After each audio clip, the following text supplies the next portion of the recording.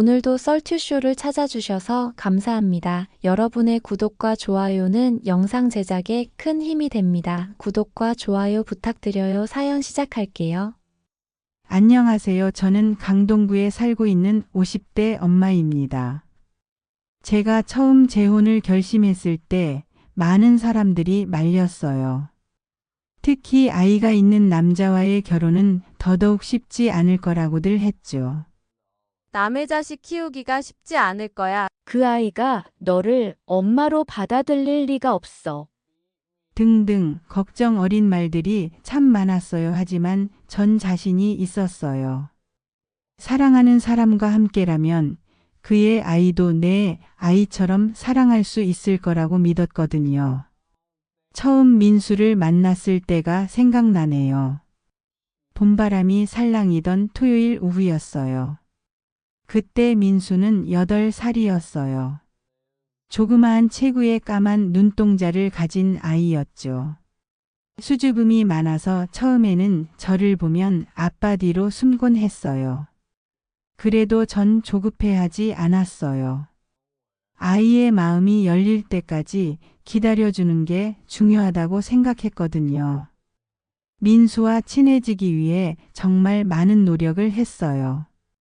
아이가 좋아하는 만화 캐릭터도 공부하고 그 나이 또래 아이들이 좋아하는 과자나 장난감도 미리 알아보고 처음에는 민수가 경계하는 눈빛으로 바라보기만 했지만 조금씩 마음을 열기 시작하더라고요. 특히 도시락을 싸주면서부터 변화가 생겼어요. 매일 아침 일찍 일어나 정성껏 도시락을 준비했죠. 처음에는 서툴러서 인터넷도 찾아보고 다른 엄마들한테도 물어가면서 배웠어요. 민수가 좋아하는 반찬을 연구하고 예쁘게 꾸며서 싸주면 그렇게 좋아하던 모습이 아직도 눈에 선해요. 특히 김밥 속에 민수가 좋아하는 소시지를 넣어주면 학교 다녀와서 엄마가 싼 도시락이 제일 맛있었어요. 라고 이야기해주던 그 순간들 지금도 생각하면 가슴이 따뜻해져요. 주말이면 셋이서 여러 곳을 다니곤 했어요. 놀이공원에 가서 신나게 놀고 한강공원에서 자전거도 타고 때로는 그냥 집 근처 공원에서 피크닉을 하기도 했죠. 남편은 바빠서 자주 못 같이 다녔지만 민수와 저는 둘만의 추억을 하나둘씩 만들어 갔어요. 점점 민수도 저를 받아들이기 시작했어요. 어느 날은 학교에서 있었던 일을 신나게 얘기해 주더라고요. 선생님이 칭찬해 주신 일, 친구들과 재미있게 놀았던 일.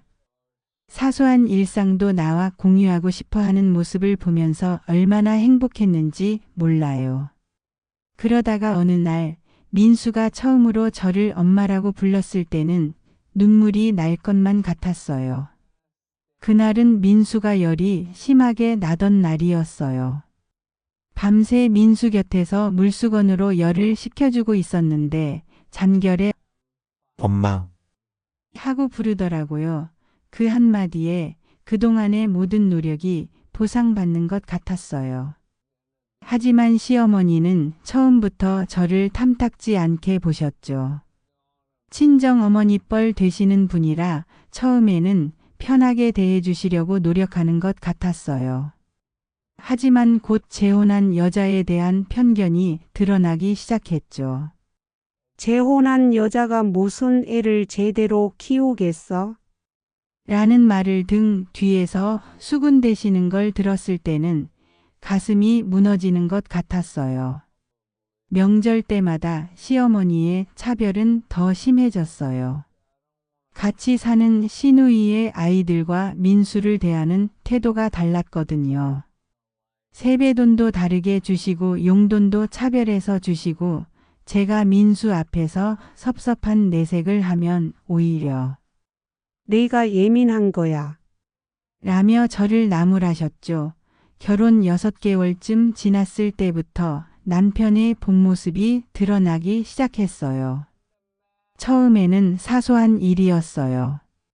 제가 저녁을 늦게 차렸다고 화를 내고 집안 정리가 마음에 들지 않는다며 짜증을 내는 정도였죠.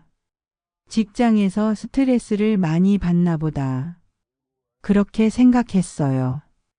하지만 점점 그 횟수가 잦아졌어요. 특히 회식이 있는 날이면 더 심했죠. 술을 마시고 들어와서는 아무거나 트집 잡아 화를 내기 시작했어요.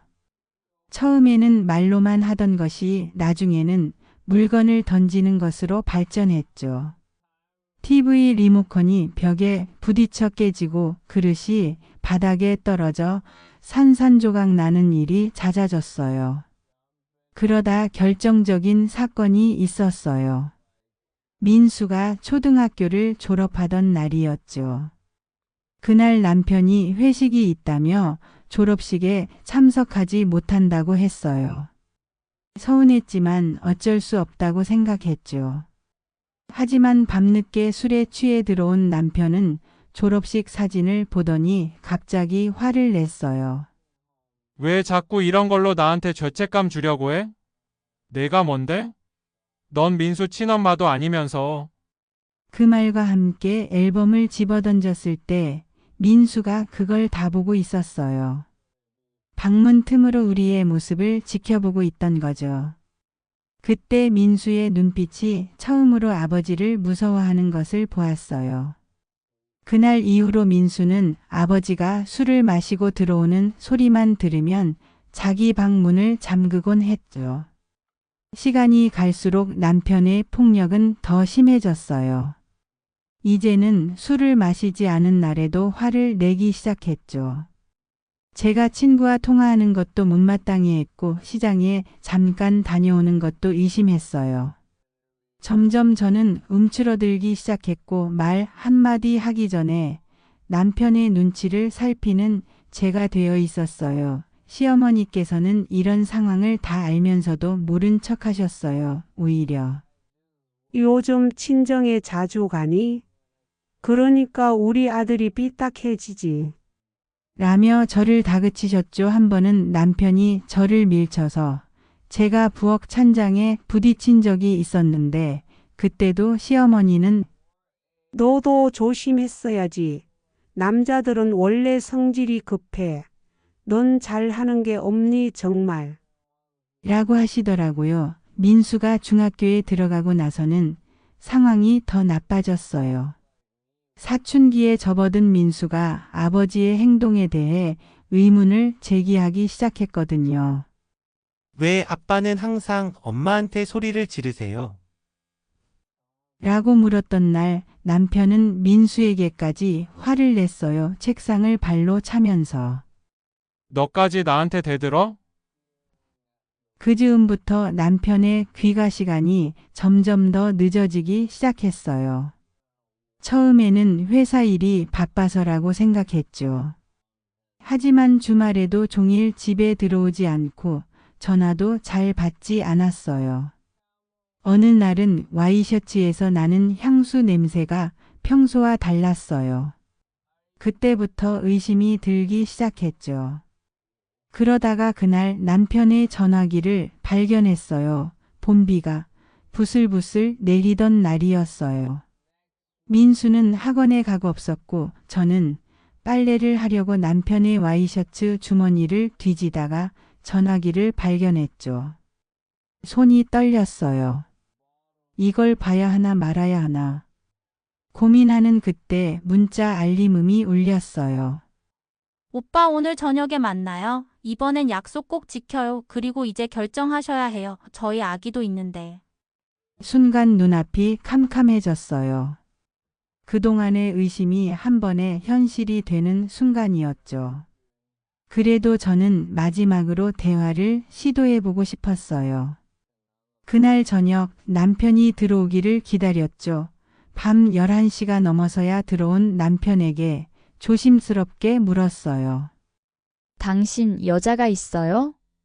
그 말이 떨어지기가 무섭게 남편은 저를 향해 달려들었어요. 머리채를 잡아 주방 싱크대로 밀치더니 귓가에 대고 위협적으로 말했죠. 내가 뭔데 감히 나한테 따지고 들어? 이 집에서 내가 돈 벌어오는 사람이야. 네 주제에 이런 취급받는 것만 해도 감사해야 해. 바로 그때 현관문이 열리는 소리가 들렸어요. 학원에서 일찍 돌아온 민수였어요. 숙제를 놓고 와서 돌아왔다는데 그 순간을 목격하고 말았더라고요. 민수의 얼굴이 하얗게 질려 있었어요. 그날 이후로 민수의 눈빛이 완전히 달라졌어요. 더 이상 예전의 해맑은 모습이 아닌 세상의 어두운 면을 알아버린 아이의 눈빛이었죠. 절망적인 상황에서 저는 마지막으로 시어머니를 찾아갔어요. 어쩌면 어머니라면 이 가정을 지키는 게 얼마나 중요한지 이해해 주실 거라고 생각했거든요. 떨리는 마음으로 시어머니 댁을 찾아갔죠. 어머니, 제가 할 말이 있어서 왔어요. 시어머니는 차가운 표정으로 저를 맞으셨어요. 저는 조심스럽게 남편의 외도 사실을 말씀드렸어요. 그리고 그동안 제가 겪었던 일들도. 남편이 술을 마시고 물건을 던지고 저를 밀치고 그런 이야기를 꺼내기가 쉽지 않았지만 어머니라면 이해해 주실 거라 믿었어요. 하지만 시어머니의 반응은 예상과 달랐어요. 아니, 근데 넌 우리 아들한테 뭘 해줬다고 그런 말을 해? 밥이라도 제때 챙겨줬어? 빨래는? 집안일은? 우리 아들이 왜 바람이 났겠어? 분명 네가 부족한 게 있으니까. 그런 거 아니야? 머리가 있으면 생각을 좀 해봐. 우리 아들 탓만 하지 말고. 그 말씀을 듣는 순간 제 안에 있던 마지막 희망마저 무너져 내렸어요. 시어머니는 계속해서 말씀하셨죠. 그리고 우리 아들이 성질이 좀 급하긴 해도 원래는 그런 애가 아니야. 내가 자꾸 거슬리게 굴고 말대꾸하니까 그러는 거지. 지 남편 비위도 못 맞춰줘. 그래도 저는 마지막으로 애원했어요. 어머니, 민수 때문이라도 이 가정을 지키고 싶어요. 제발 도와주세요. 그때 시어머니가 하신 말씀이 아직도 귓가에 생생해요. 민수, 내가 뭔데 민수 얘기를 해? 넌 친엄마도 아니면서 민수는 우리가 알아서 키울 테니까 넌 신경 꺼. 네가 무슨 자격으로 그런 말을 짓걸려? 그 말이 제 가슴에 비수가 되어 꽂혔어요. 몇 년 동안 온 마음을 다해 민수를 키웠는데 결국 전 친엄마가 아닌 사람일 뿐이었나 봐요. 상황은 더욱 악화되었어요. 이제는 시어머니가 수시로 집에 들르셔서 저를 감시하기 시작했어요. 제가 밥을 차리는 것, 빨래를 개는 것, 심지어 민수와 이야기하는 것까지.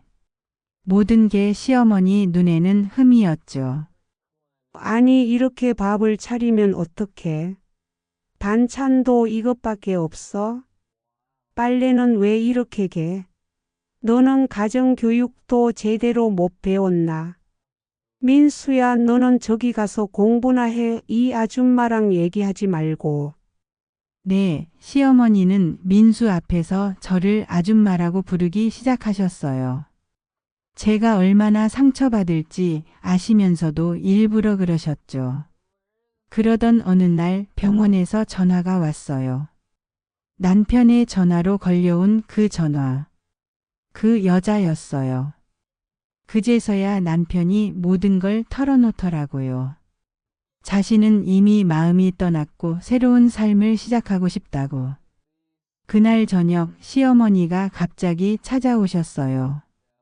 제 짐을 싸서 현관 앞에 내놓으시더라고요. 그날따라 비가 많이 왔는데 당장 나가. 이제 너 같은 건 필요 없어. 우리 아들도 새 출발해야 하니까 이쯤에서 떨어져. 어머니, 민수는요? 민수는 신경 쓰지 마. 너는 이제부터 민수 얼굴도 볼 생각만. 알겠어?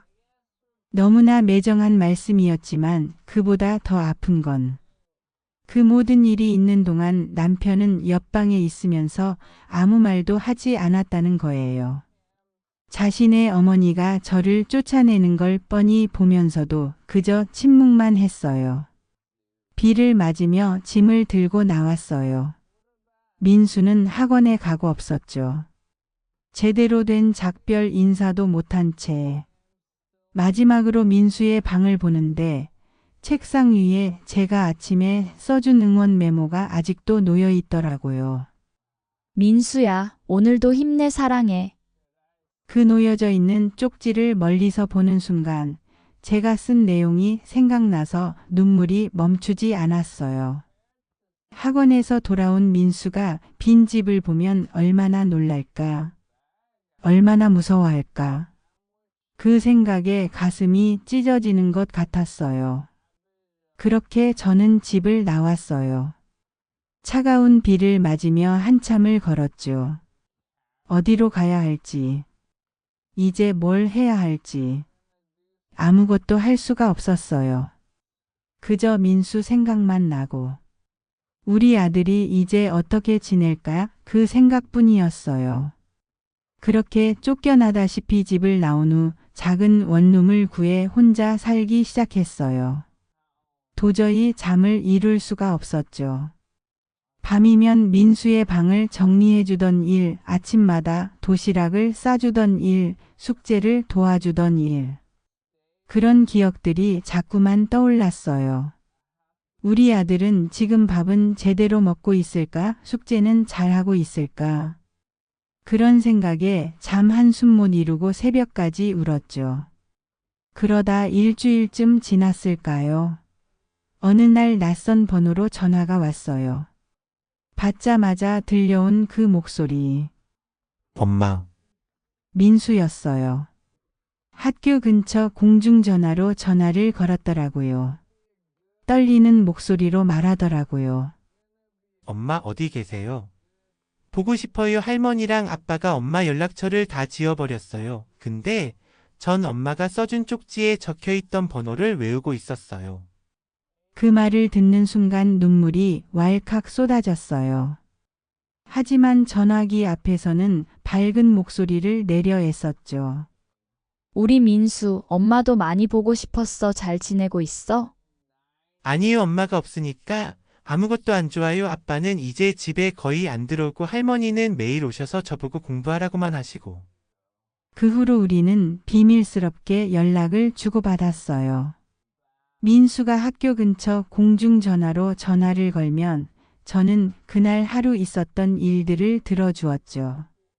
시험 걱정, 친구들과의 이야기, 진로 고민까지. 예전처럼 엄마 노릇을 하려고 노력했어요.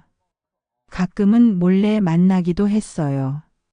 학원 가는 길이라고 하고 빠져나온 민수를 만나서 떡볶이도 사주고 문구점에서 필요한 학용품도 사주고.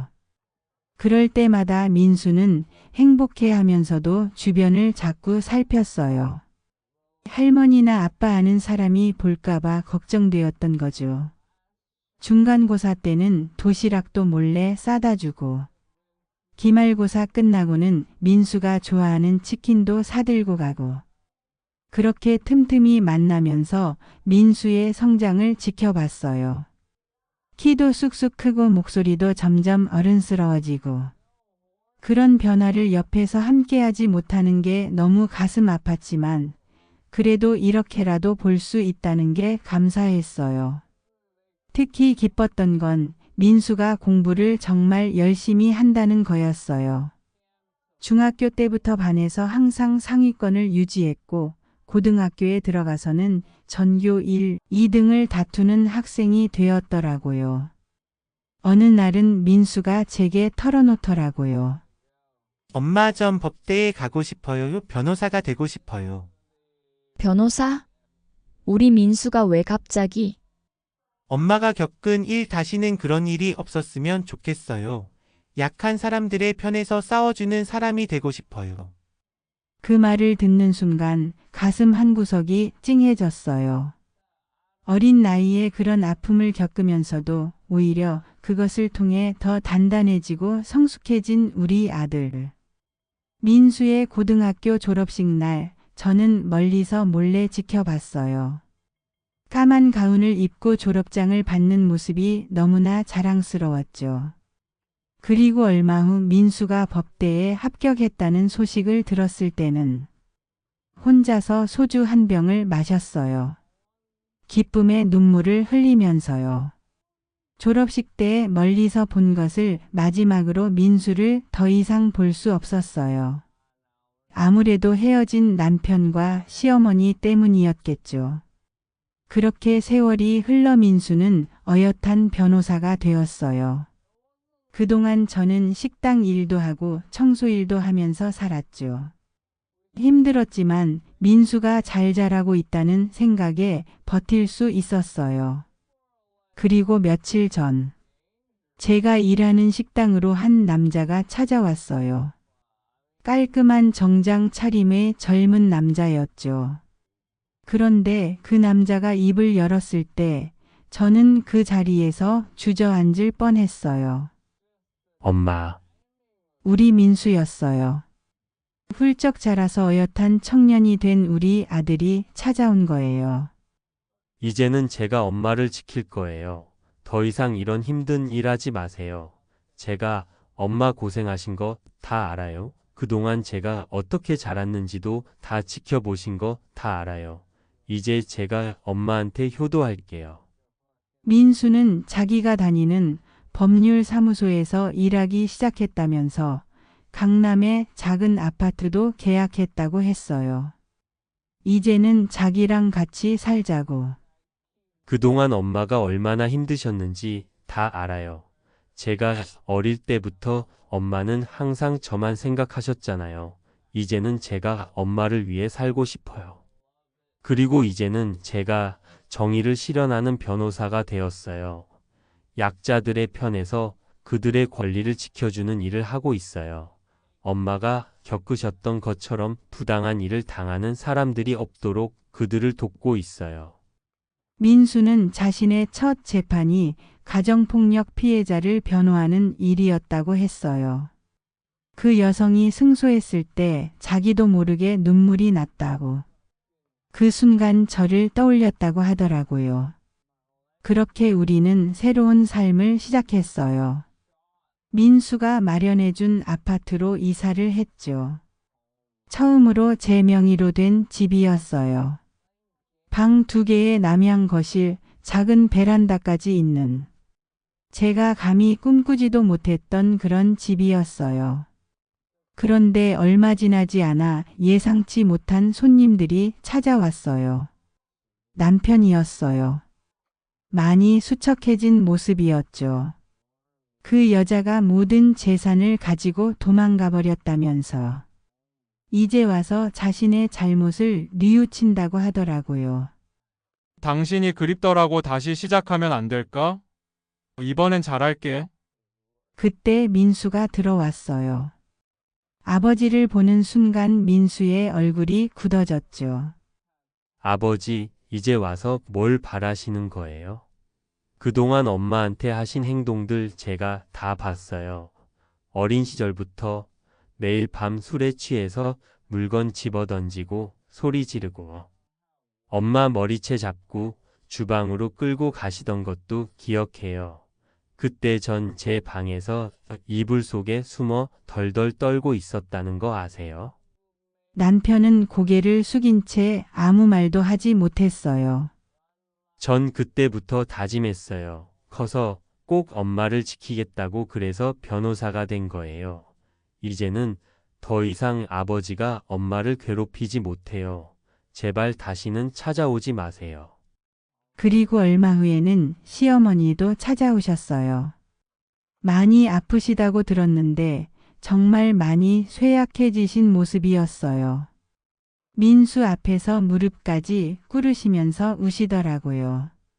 민수야, 할머니가 잘못했다. 용서해다오. 너라도 할머니 곁에 있어주면 안 되겠니? 할머니가 너무 후회된다. 하지만 민수는 차갑게 대답했어요. 할머니, 그때 비 오는 날 엄마를 쫓아내실 때는 그렇게 매정하셨잖아요. 짐을 현관에 내던지시면서 당장 나가라고 하셨죠. 그때 전 학원에서 돌아와서 엄마가 없어진 걸 보고 얼마나 무서웠는지 아세요? 시어머니는 그 자리에서 대성통곡을 하셨어요. 바닥을 치면서 우시더라고요.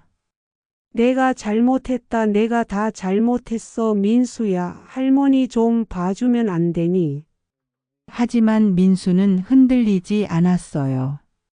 할머니, 그때 아빠가 엄마를 괴롭힐 때도 모른 척 하셨잖아요. 오히려 엄마 탓하시면서 내가 잘못해서 그래라고 하셨죠.